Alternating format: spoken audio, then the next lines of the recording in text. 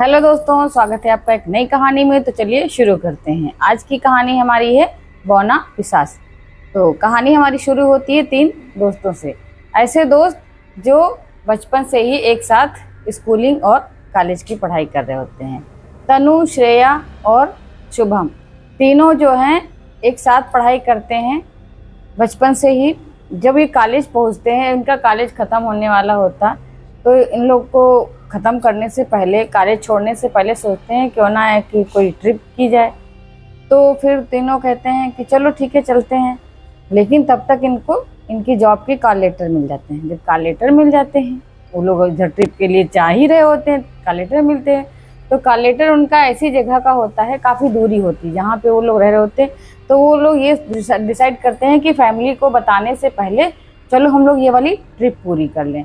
तो वो ट्रिप ऐसी होती है, कहते हैं कोई ऐसी अनदेखी जगह जहाँ ना किसी ने मतलब कहा हो, सुना हो, देखा हो, किसी से वो सुनते आ रहे थे लगातार कि कोई एक ऐसी जगह है जहाँ पे बौने लोग रहते हैं। बौने हैं लेकिन वो कुछ पाताल लोग टाइप से, इस टाइप से बिल्कुल अनकही बातें जो पता नहीं किसके उससे उन्होंने सुन ली।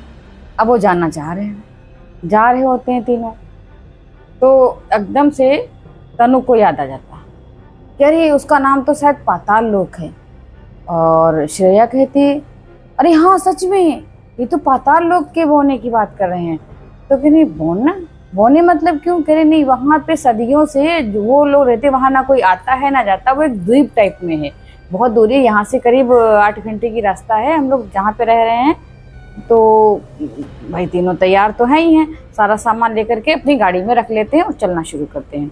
जब चलना शुरू करते हैं, तीनों ही ड्राइविंग जानते हैं। तो सबसे पहले तनु कहती है कि गाड़ी मैं चलाऊंगी, जब मैं थक जाऊंगी तो फिर श्रेया चलाएगी। तो तनु ने ड्राइविंग सीट संभाल लेती है और इधर जो है वो बैठा होता है उसका दोस्त, और पीछे जो है तनु वो श्रेया बैठ जाती है। तनु ने गाड़ी चलाना शुरू करी, श्रेया उसके पास में बैठी हुई है, पीछे उसका दोस्त जो है शुभम बैठा।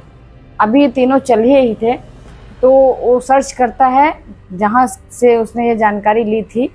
तो कह रहा है कि तुमने सचमुच सारा कुछ जान लिया है कि ऐसे ही चल रहे हो, कहीं कोई बात हो गई तो? कहते तुम देखो ये सब बातें मत किया करो रास्ते में, चलते समय अगर कुछ ऐसी बातें करते हैं, चलो बढ़िया सी म्यूजिक बजाओ, कुछ बढ़िया से गाने बजाओ, एंजॉय करते हैं। क्या ये सब बातें, मैंने जानकारी सारी ले ली, तुम बिल्कुल फिक्र मत करो, चलते जरो बस। वो चलती रहती। अचानक से उसको क्या लगता है कि उसकी गाड़ी जो है लहरा रही है एकदम से। तभी भड़ाम से आवाज़ आती है। देखती क्या है, टायर उसका एकदम फट गया, कुछ उसमें चुभ गया है या लग गया है। बड़ी तेज से आवाज़ आती है भड़ाम की और गाड़ी एकदम से लहरा जाती है। तो इधर श्रेया जो होती है उसको हटा करके गाड़ी जैसे ही खाई में गिरने वाली होती है और एकदम से स्टीयरिंग ऐसे पकड़ लेती है। तब तक वो गाड़ी जो है उनकी उसमें पेड़ में टकरा जाती है। अब पेड़ में गाड़ी जब टकरा गई, दोनों भाई कहने लगे, पीछे से बड़ी तेज से चिल्लाया शुभम कि देखो मैं कह रहा था कि लड़कियां गाड़ी नहीं चला सकती ढंग से। अब वो एकदम आग बबूला हो जाती। श्रेया कहती गाड़ी अगर नहीं चला सकती तो तुमको बचाया कैसे मैंने? अभी गाड़ी ये खाई में चली जाती तो? तीनों एकदम से चुप। कहता कि चलो अच्छा कोई बात नहीं, कह दिया तो कह दिया, अब मैं नहीं कहूँगा, चलो तुमने बचा लिया ठीक है। फिर जब देखते नीचे निकल करके, ये क्या, टायर भड़ास्ट हुआ पड़ा। भड़ाम की आवाज़ उसी से आई थी। तीनों जो है अपना सोच रहे चलो अच्छा हुआ, थोड़ा सा है पेड़ वेड़ अच्छा भी तो लग रहा है यहाँ पे। ऐसे करते हुए तीनों उतर के इधर उधर टहलने लगते हैं। तब तक जो तनु होती है उसको ऐसा लगता है कि जो बोनट के पास है कोई एक साया सा लहरा रहा है, एकदम से पेड़ से कोई लटका हुआ दिख रहा है। वो ना दिखने में शक्ल उसकी आदमियों जैसी लग रही, ना औरतों जैसी लग रही, ना कोई मतलब जीव जंतु, कुछ भी वो नहीं लग रहा, बस अजीब सा लटका हुआ सा लग रहा। पीछे से पूंछ है और आगे से बड़ी बड़ी मूंछें हैं इस टाइप से। अब वो देख के बहुत हैरान परेशान कि ये साया किस टाइप का है।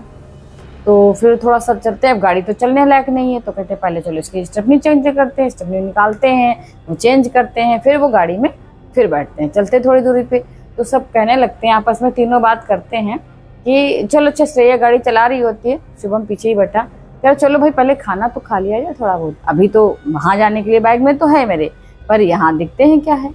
तो जैसे ही वो लोग पास में देखते हैं कुछ खाने वाने की व्यवस्था है, एक ढाबा टाइप में दिखता है। पहुँच जाते हैं वहाँ पे, उतरते हैं और जा कर के बैठ जाते हैं वहीं पे। उधर पीछे को उसका चेहरा नहीं दिख रहा होता, एक बंदा खड़ा होता है छोटे कद का, और ये शुभ जो होता है, शुभम, ये कहता है कि ओ छोटू, खाना लगा, बड़ी जोर की भूख लगी, क्या है तेरे बढ़ाबे में। तो वो बोलता नहीं है, मेनू कार्ड और जो कुछ उसके पास होता, वहाँ जब ढाबा ही तो क्या मेनू कार्ड क्या क्या जो भी उसके पास होता है वो एक थाली में डाल करके लेके आता है और उसके सामने रख देता। जैसे ही वो पलटता है तो श्रेया कहती, उसकी तरफ मुंह दिखती है शिव की तरफ कि देखो तुम इसको छोटू कह रहे थे, धीरे से गुनगुनाती है। और दिखता है एकदम, वो उसकी उम्र तो बहुत ज़्यादा है, उसके दाढ़ी मूछें सब हैं और एकदम से आदम कद, लेकिन वो क्या है, उसका कद जो है बौने का है। तो कहता, ओ बाबू साहेब कहाँ से जाना, कहाँ से आना। तो कहता, हम लोग जा रहे हैं पाताल लोक। क्यों जा रहे हो, पूछा। बस मेरा मन है, मिलने जा रहे हैं, मुझे ऐसा लगा है कि मुझे मिलना चाहिए, वहाँ तो कोई जाता जाता नहीं है, वहाँ कोई द्वीप टाइप का है। अब वो जो बौना कद का होता है आदमी, वो कहता है, ओए बाबू साहेब उधर नहीं जाने का, उधर कोई नहीं जाता है, वहाँ कोई नहीं आता जाता है, उन लोगों ने बड़ी सख्त एक रख रखा है अपना द्वारपाल, वहाँ अंदर आपको जाने को नहीं मिलेगा। तो अब श्रेया जो है डर जाती है, कहती देखो, वो जब चला जाता है पलट के थाली रख करके, तो वो कहती है कि भाई शुभ बात मान लो, ये जो कह रहा है तो मना कर रहा है तो वहाँ मत चलो। तो तन्नू कहती है, अरे इतनी दूर आए हैं, गाड़ी तक अपनी पंचर करवा ली, ये करवा ली, ये हाल बुरा हो गया, ऐसे बड़ी मुश्किल से तो गूगल पे उसको ढूंढ पाए हैं, यहाँ तक पहुँच पाए हैं, अभी 3 घंटे का रास्ता है, चलो चलेंगे ज़रूर। वो भाई खाना तो खा लेते हैं, चलने को तैयार होते हैं। फिर एक बार वो आता है जब पानी वानी लेकर के, वो आदमी फिर मना करता है, ओ बाबू साहब जाने का नहीं, हमने बताया ना, वहाँ जाके कोई फायदा नहीं होने वाला, वहाँ पे उनका जो द्वारपाल है एक ऐसा इंसान है, ऐसा कुछ है जो वहाँ किसी को जाने नहीं देता, मार डालता है। तीनों फिर नहीं मानते हैं, गाड़ी स्टार्ट की और चल दिए। चलते चलते क्या होता है, इनकी गाड़ी पता नहीं कैसे डिसबैलेंस हो जाती है थोड़ी दूरी पे। जो 3 घंटे का रास्ता था वो उनको ऐसा लगता कि वो करीब 8 घंटे तक, पेट्रोल ख़त्म, सब कुछ ख़त्म, और गाड़ी उनकी ब्लास्ट हो जाती है। ये लोग पता नहीं कैसे दरवाज़ा खुल जाता है और निकल जाते हैं। बहुत बड़े से पेड़ में गाड़ी टकरा जाती है, टकरा के लुढ़कने वाली होती है, तब तक तीनों निकल जाते हैं दरवाजे से बाहर, खड़े होते हैं अलग। तनु को फिर वही साया दिखता है कि बोनट पे बैठा हुआ था जब वो गाड़ी चला रही थी, गाड़ी नीचे गिर जाती है, ब्लास्ट हो जाता है, तीनों बाहर आ जाते हैं। बस इत्तेफाक ऐसा होता है कि इनके तीनों के बैग इनके पीठ पे टंगे होते हैं। कुछ तनु के पास कुछ चीज़ें होती हैं, कुछ होती श्रेया के पास और कुछ होती है शुभ के पास। तीनों साइड में खड़े हैं, सोच रहे हैं कि अब क्या करें। तनु मानने को तैयार नहीं कि वापस आ जाएं। वो कह रही है अब आए हैं यहाँ तक तो देखेंगे जरूर कुछ ना कुछ। तब तक हो रही थी शाम हो रखी, फिर कहाँ जाया जाए। बोले यहाँ से 2-3 किलोमीटर का रास्ता है, मोबाइल में अपने देखता है कि 2-3 किलोमीटर का रास्ता है, अभी चल के पार कर लेंगे, लेकिन शाम हो रही है, चलो ऐसा करते हैं। तो श्रेया देखती है वहीं पे एक टूटा फूटा सा मकान होता है, थोड़ा सा है बड़ा, लेकिन वहाँ होता कोई नहीं है। सोचते चलो देखते हैं चल करके। अब जाते हैं, लेकिन तनु को वो साया बराबर पीछा कर रहा है। अभी लोग चले जा रहे हैं, 2 किलोमीटर का रास्ता, चलते जा रहे हैं। उस मकान तक ही वो जैसे जाते हैं और फिर लगता है फिर वापस आते हैं, फिर जाते हैं। वो तकरीबन आधी रात तक वहीं चलते रहे और आगे वो पहुंच ही नहीं पाए। तब तक धीरे धीरे जो साया तनु को दिख रहा था, अभी श्रेया को भी दिखना शुरू हो गया।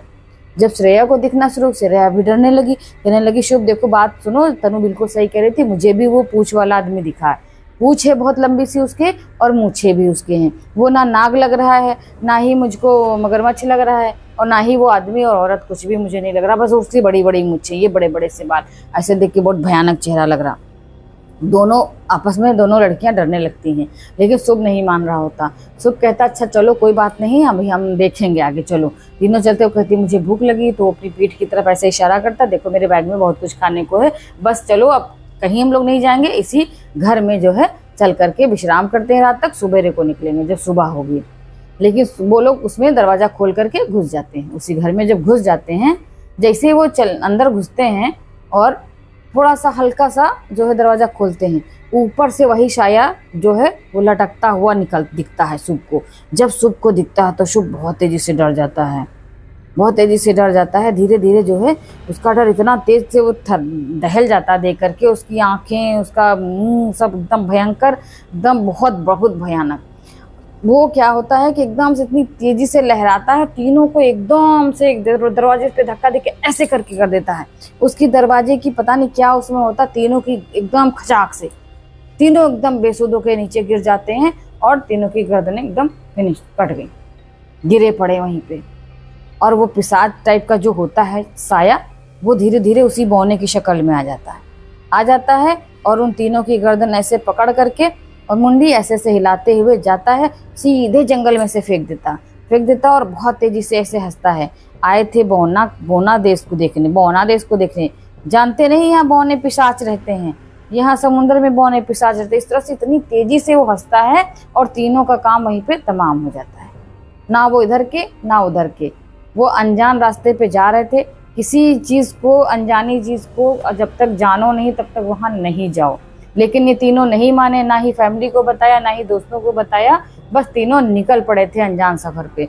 तो अनजान सफ़र पे निकलने का अंजाम दोस्तों क्या होता है ये तो आपको पता ही चल गया होता। तो कभी भी किसी अनजान सफ़र पे जाने से पहले किसी से भी कांटेक्ट तो कर लें, जान तो लें कि हमें जाना चाहिए या नहीं जाना चाहिए, अंजाम कुछ भी हो सकता है।